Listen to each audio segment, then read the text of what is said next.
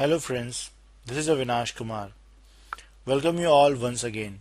In this video we will learn about string in Java and try to understand how string supports different languages. What is a string constant pool, why string is an immutable class, and many more interesting things related to the string. So let's try to start it.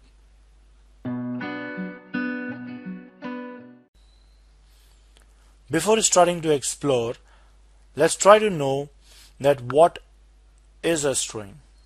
The string is a class in Java. It is a sequence of immutable characters. In Java, a string is a 16-bit Unicode character. Now let's try to understand its definition first. If we say that a string is 16-bit Unicode character in Java, what does it mean? It means that a string in Java is designed to deal with many languages or symbols like Hindi, English, Spanish, Chinese, and mathematical symbols too. In right hand side, you can see that in the example of how the string is dealing with Hindi, Chinese, and mathematical characters. And in the left side, you can see that two ways to instantiate the string class. The object of a string can be created in two different ways. First one is known as the literal and the second one is known as with new keyword. For now, let's park the discussion that what and which one should we use. Later on we will discuss on this topic. Since a string supports a sequence of characters and that can be the combination of most of the languages or symbols, so one thing comes in our mind, that is those sequence of character can be a large in numbers, so that it may create a memory problem for Java. The answer is yes. Java has also understood this scenario and they come up with a solution, that is string constant pool. Now let's try to understand that. A string constant pool is a separate area inside the heap. Once a literal is created, memory for this string is being created into the string constant pool. If any other literal is created after that and both literals are having the same value, then the same reference will be shared with both the reference variables. A string, those are stored in this string constant pool, is known as interned. In this example, we can see that channel and YouTube name is having the same reference from the string constant pool. Because the reference variable is having the same value, that means separate memory is not being created by the Java for both reference variables. By this way, Java does memory management for the string literal. Now let's try and take a different scenario. Now both reference variables, channel and YouTube name, is pointing to the same value. What if we update the value of reference variable channel? Since both reference variable is pointing to the same value, so value of YouTube should also be changed. But this thing does not happen because to resolve this issue, Java decided to make string class immutable and final. So we talk about the property of immutable class, that is, we cannot update the object of immutable class. And also Java made this class as final, so any other programmer will not able to extend this class to override its properties.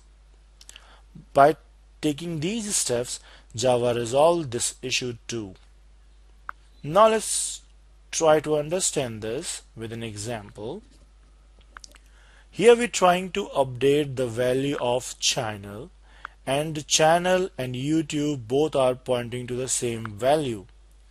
So the channel of existing value should not be updated. Updated value, or we can say that new value, will be stored at a new place, and new reference will be assigned to the channel reference variable. So till now we are aware about how Java deals with heavy string objects and why string in Java is immutable and final. Now let's talk about what does happen when string object is created using literal, and after that Java programmers update those values. In this example, let's try to understand how many objects and reference variables are being created. We have created a class named string number of object. Inside this class, we have public static void main. Now let's try to understand code from line number 5. Here, v will be treated like an object and will be stored into a string constant pool.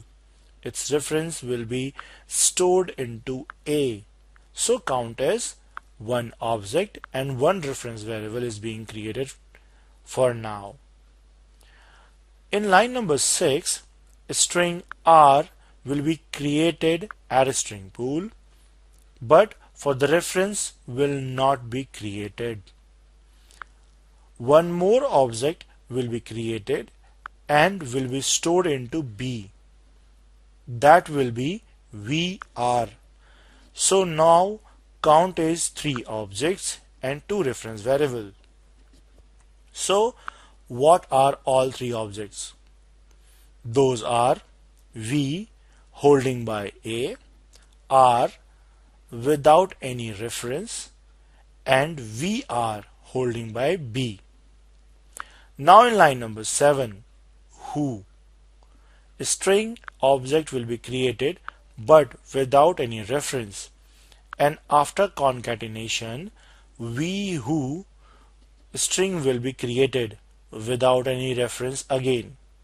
So now count is 5 objects. Now in line number 8, the value of b and a will be concatenated and it will become vrv. This object will be created into the string pool but again without any reference. So now count is 6 objects and 2 reference variables.